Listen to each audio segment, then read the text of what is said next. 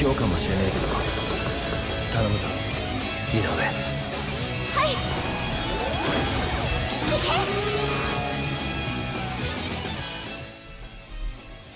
け。 Alright, boys. Oh man, when BBS has literally no content for me to do. My bad, drink of water. I get, is it just me or do I get all these random questions that make absolutely zero sense? I'm gonna read this out loud for y'all. Yo, Spite, I have a question. Mine now is 15, 15, 15, but I chose weaken defense, and I'm lost on if I should have just chose damage to weaken enemies equals weaken. Keep in mind that Nanao doesn't have weaken on any of her attacks, but I'm not sure if I was to put it on her, the percentage of regular weaken proccing would be lower than weaken defense proccing. Not, I'm just mad confused. So I messaged him and I'm like, bro, what are you on, dude? Because I need me some of that. And, one, no. Weaken defense literally adds the weaken defense debuff onto your special move. It does not ever give you the opportunity to cast weaken on your opponents. The only time you have status elements is if Caleb deems it so, and you will see it notably on their attacks. Like, and I get that this is going to be for new players, but I figure like old players can get a kick out of this message because I just think it's funny.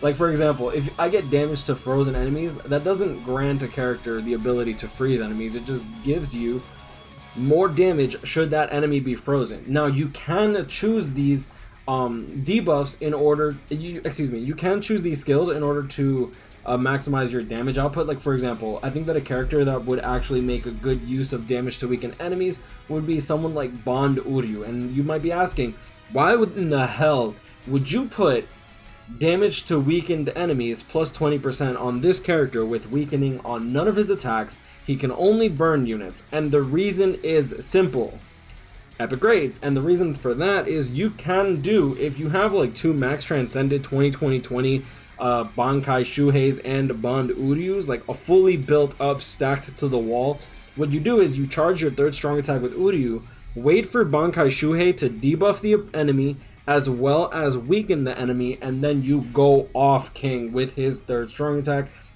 put it deep into their anal cavities, and then just watch the magic work. I'm pretty sure Uryu can get every single enemy, even when he is not bonus, to at the very least like maybe 30% if your character is actually fully built up balls to the wall Jesus mode Uryu.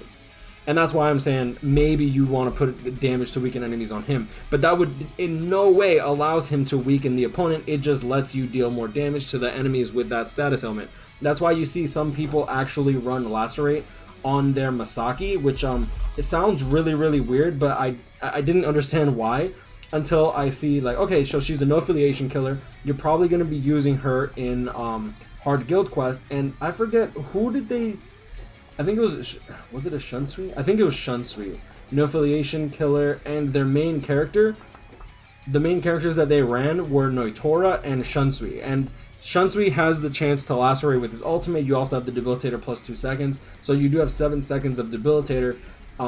7 seconds of lacerate, so Masaki can go off towards the end after you use your ultimate or during pretty much the fight, as well as Noitora, who also procs lacerate, except he also, since he has killer, increased status element chance against mind attribute no affiliation enemies. Should any of the enemies be mined, he has the high chance of proccing lacerate, as well as the ability to proc lacerate on everything, just not, obviously he just doesn't get the increased status element chance unless they're mined enemies, right?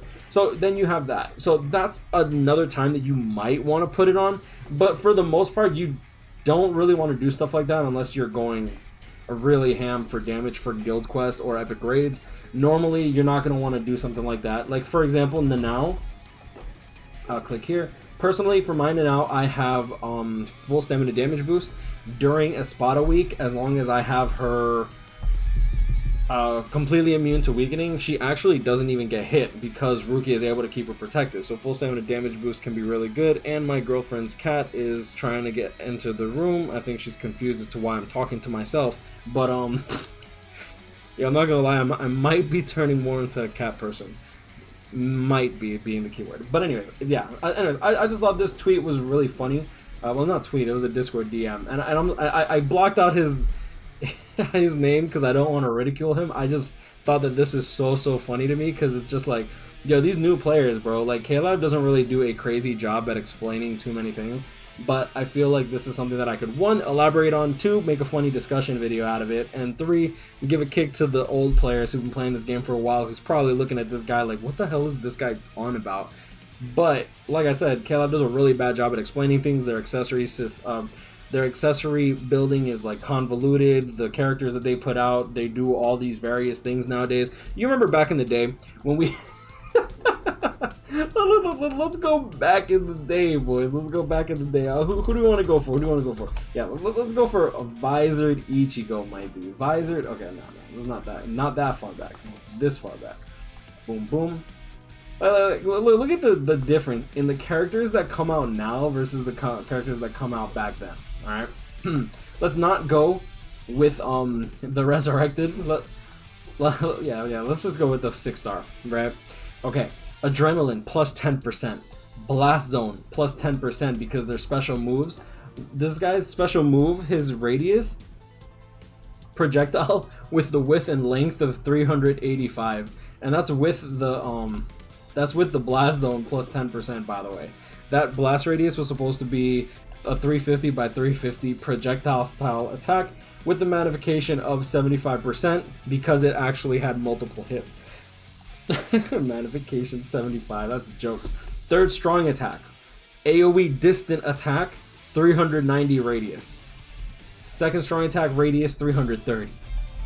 Strong attack 1, 390 radius. 1st strong attack. Literally the 1st and 3rd strong attack have the same range. So like compare it to this, right?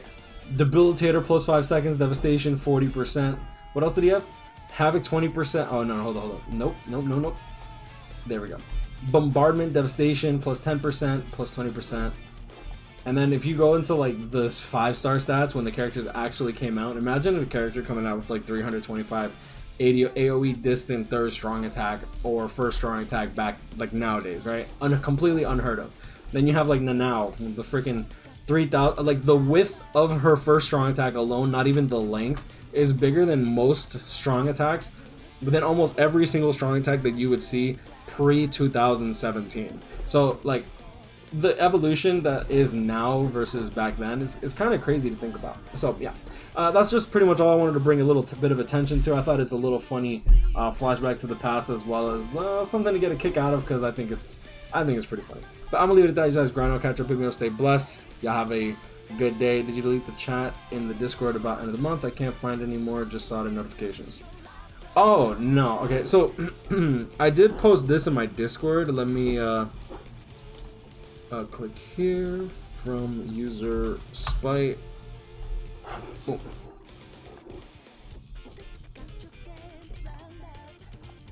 Dang, I talked a lot today, huh? Oh, here we go. If we don't get Spirits Are Forever with you for end of the month news tonight, I'm convinced that they changed their schedule for one of 2 reasons: the server outage debacle, or to assuage the leakers from posting or talking about the information that they get. We should get end of the month news tonight, but as far as the server outage, a lot of people are saying that like some servers were destroyed because someone got like rage quit and got fired and stuff like that. Maybe they were leaking information and they just got pissy or something. But the server's going down for 10 hours, which we only got 5 orb compensation for. 10 hours is a long time for a gacha game to be down, especially with the potential amount of sales that you normally get on these gacha games, right? You got the impulse buys and all that. So yeah, anyways, that's my just overall thoughts when it comes down to it. I'm gonna leave it at that. You guys grind on, catch up, people, stay blessed. We should get information tonight. I'm hoping that it is Spirits Are Forever with you. I don't know how deep I'll be going, probably like 10 steps. I'll probably do 5 steps for the first stream, and then I'll stream when I get back home, and I guess we just hope for the best, but it will be grind time should it be Spirits Are Forever with you.